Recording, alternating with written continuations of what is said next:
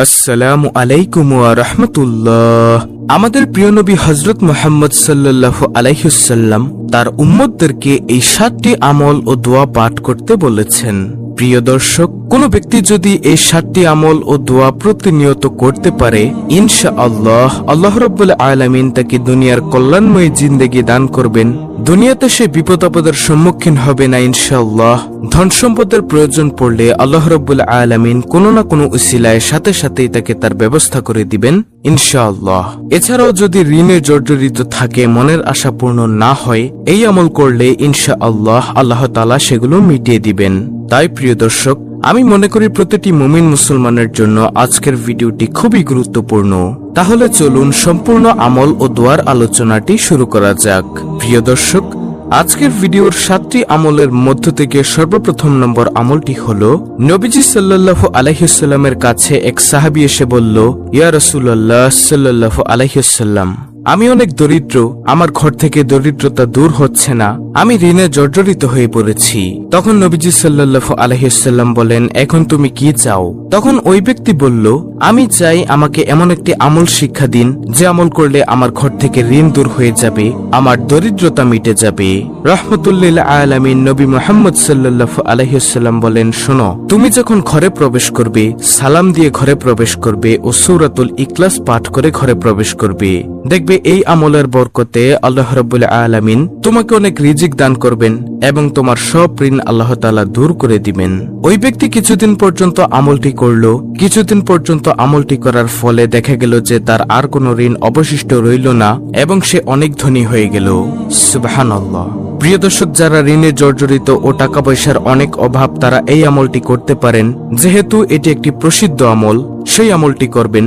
যখনই ঘরে প্রবেশ করবেন, সালাম দিয়ে ঘরে প্রবেশ করবেন ও সূরাতুল ইখলাস পাঠ করে ঘরে প্রবেশ করবেন। দেখবেন আল্লাহ রাব্বুল আলামিন আপনার ঘর থেকে দরিদ্রতা দূর করে দিবে ইনশাআল্লাহ। যে ব্যক্তি ঋণে জর্জরিত সে ব্যক্তি বুঝে যে ঋণের কত জ্বালা। যে ব্যক্তি দরিদ্রতায় আছে সে ব্যক্তি বুঝে দরিদ্রতার কত জ্বালা। তাই আমরা অবশ্যই এই আমলটি করার চেষ্টা করব ইনশাআল্লাহ, যদি আমাদের এই কষ্টগুলো দূর করতে চাই। তারপরে প্রিয় দর্শক, 7টি আমলের মধ্য থেকে দ্বিতীয় নম্বর আমলটি হলো, নবী সাল্লাল্লাহু আলাইহি ওয়াসাল্লাম বলেন, ও উম্মত, তোমরা দুনিয়ার কল্যাণ চাও, আখিরাতের কল্যাণ চাও ও জাহান্নামের আগুন থেকে পানাহ চাও। নবীজি সাল্লাল্লাহু আলাইহি ওয়াসাল্লাম কিভাবে বলতেন? নবীজি এই দোয়া করার জন্য এইভাবে বলতেন। নবীজি বলতেন, রব্বানা আতিনা ফিদ দুনিয়া হাসানাতাও ওয়া ফিল আখিরাতি হাসানাতাও ওয়া কিনা আযাবান নার। প্রিয় দর্শক, এটার মাধ্যমে আপনি কি চেয়েছেন আল্লাহর কাছে আপনি কি জানেন? এর অর্থ হলো, হে আল্লাহ, আপনি আমাকে দুনিয়ার কল্যাণ, আখিরাতের কল্যাণ ও পরকালে জাহান্নামের আগুন থেকে বাঁচিয়ে দিয়েন। সুবহানাল্লাহ। আপনি এটা আল্লাহ রাব্বুল আলামিনের কাছে চেয়েছেন। তাই প্রিয় দর্শক, আমরা যদি দুনিয়ার কল্যাণ, আখিরাতের কল্যাণ ও পরকালে জাহান্নামের আগুন থেকে বাঁচতে চাই, তাহলে অবশ্যই মোনাজাতের মধ্যে আমরা এই দোয়াটি পড়ব ইনশাআল্লাহ। রব্বানা আতিনা ফিদ দুনিয়া হাসানাতাও ওয়া ফিল আখিরাতি হাসানাতাও ওয়া কিনা আযাবান নার। তৃতীয় নম্বরে যে আমলটির কথা আমি আপনাদেরকে বলবো সেটি হলো, ধরুন আপনি রাস্তা দিয়ে হাঁটছেন, এমন সময় দেখলেন যে কোনো একটি কাটা বা ভাঙা কাঁচ অথবা কিছু পড়ে রয়েছে যেটা মানুষকে চলাচলে বাধা দেয়, মানুষকে কষ্ট প্রদান করে।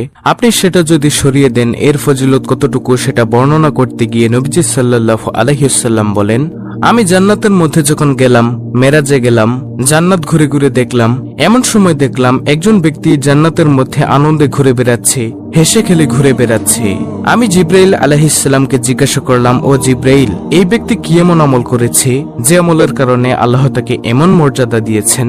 জিব্রাইল আলাইহিস সালাম বলেন, এই ব্যক্তি দুনিয়ায় যখন জীবিত ছিল তখন সে রাস্তা দিয়ে হাঁটছিল, পথের মধ্যে একটি খেজুরের ডাল পড়ে রয়েছে, সে মানুষের চলাচলের কষ্ট হবে ভেবে এটা সে রাস্তা থেকে সরিয়ে দিয়েছিল।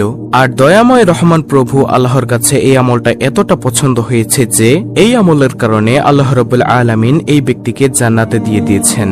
সুবহানাল্লাহ। তাই নবীজি সাল্লাল্লাহু আলাইহি ওয়াসাল্লাম মেরাজ থেকে এসে এই আমলের কথা বলেছেন। তাহলে প্রিয় দর্শক, আপনি যখন কোনো কষ্টদায়ক বস্তু দেখবেন রাস্তার মধ্যে পড়ে রয়েছে, একটি ইটের টুকরা হোক, সেটা মানুষের চলাচলের কষ্ট হবে এমন কিছু দেখলেও সেটা আপনি সরিয়ে দিন। ইনশাআল্লাহ আল্লাহ তাআলা যদি চায়, এই আমলের বরকতে আপনাকে জান্নাত দান করে দিলেও দিতে পারেন। কারণ আপনার কোন দিনের আমল আল্লাহ তাআলা কবুল করে নেবেন সেটা কেউই বলতে পারবে না। তাই আমরা তৃতীয় নম্বরে যে আমলটি বলেছি এই আমলটি করার চেষ্টা করব ইনশাআল্লাহ। তারপরে 7টি আমলের মধ্য থেকে 4র্থ নম্বর আমলটি হলো এটি একটি দোয়া। এটি একটি পবিত্র কোরআনুল কারীমের আয়াত। এটি হলো একটি ইস্তেগফার। এই ইস্তেগফার নবীজি সাল্লাল্লাহু আলাইহি ওয়াসাল্লাম বেশি বেশি পাঠ করতেন। রব্বানা যালামনা আনফুসানা ওয়া ইল্লাম তাগফির লানা ওয়া তারহামনা লানাকুনান্না মিনাল খাসিরিন। এটা বেশি বেশি পাঠ করবেন।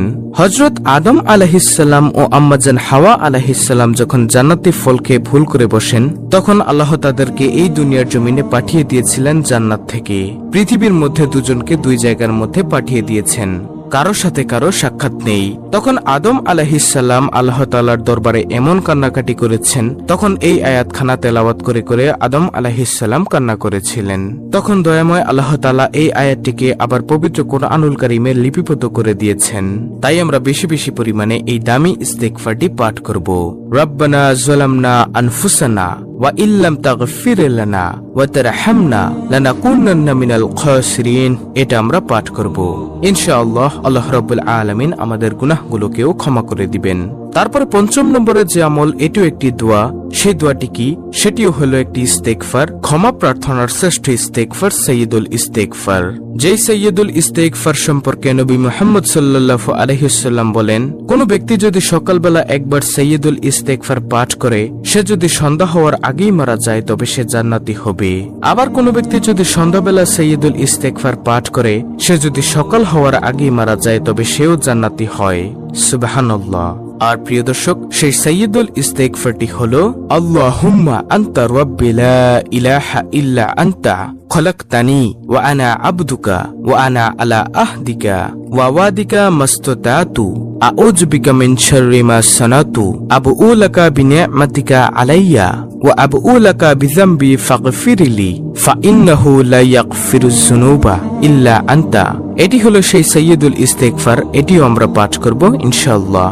তারপরে 7টি আমলের মধ্য থেকে 6ষ্ঠ নম্বর আমলটি হলো, নবী সাল্লাল্লাহু আলাইহি ওয়াসাল্লাম বলেন, তোমরা একে অপরকে সাহায্য করো।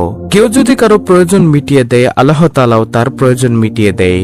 কোন মানুষ একটি মহা বিপদে পড়েছে, আপনি সেই বিপদ থেকে তাকে কিছু সাহায্য করলেন, অর্থাৎ আপনি তাকে অর্থ দিয়ে হোক বা কায়িক শ্রম দিয়ে হোক একটু সাহায্য করলেন। কোন একটি মুসলিম ভাইকে বা কোন একটি মানুষকে সাহায্য করলেন। এই সাহায্য করার কারণে আল্লাহ রাব্বুল আলামিনও আপনাকে, আপনি বিপদে পড়লে গায়েবী ভাবে কোনো না কোনো ভাবে সাহায্য করবেন ইনশাআল্লাহ। আপনি দুনিয়াতে হোক বা পরকালে হোক, এটার প্রতিদান আল্লাহ তাআলা আপনাকে দিয়ে দিবেন। তাই প্রিয় দর্শক, আমরা একে অপরকে অপরের বিপদে খুশি হব না, তার প্রতি দুঃখী হব এবং তাকে সাহায্য করার জন্য সর্বাত্মক চেষ্টা করব ইনশাআল্লাহ। তারপরে সর্বশেষ 7ম নম্বর আমলটি হলো লা ইলাহা ইল্লাল্লাহু ওয়াহদাহু লা শারীকা লাহু লাহুল মুলকু ওয়া লাহুল হামদু ওয়া হুয়া আলা কুল্লি শাইইন কাদির। এটা বেশি বেশি পাঠ করার জন্য চেষ্টা করবেন ইনশাআল্লাহ। এটা পাঠ করলে আল্লাহ রাব্বুল আলামিন আপনাকে অনেক বেশি ভালোবাসবেন। আল্লাহর পক্ষ থেকে অনবরত রহমত শুধু আপনার অন্তরের মধ্যে আসতেই থাকবে ইনশাআল্লাহ। দর্শক, ভিডিওতে যে 7টি আমল আমি আপনাদেরকে বলে দিয়েছি, সেগুলো প্রতিনিয়ত আমল করার চেষ্টা করবেন। দুনিয়াতে আপনি এর ফল পান না পান, পরকালে ইনশাআল্লাহ অবশ্যই পাবেন, শুধু আপনার বিশ্বাসের উপর নির্ভর করে।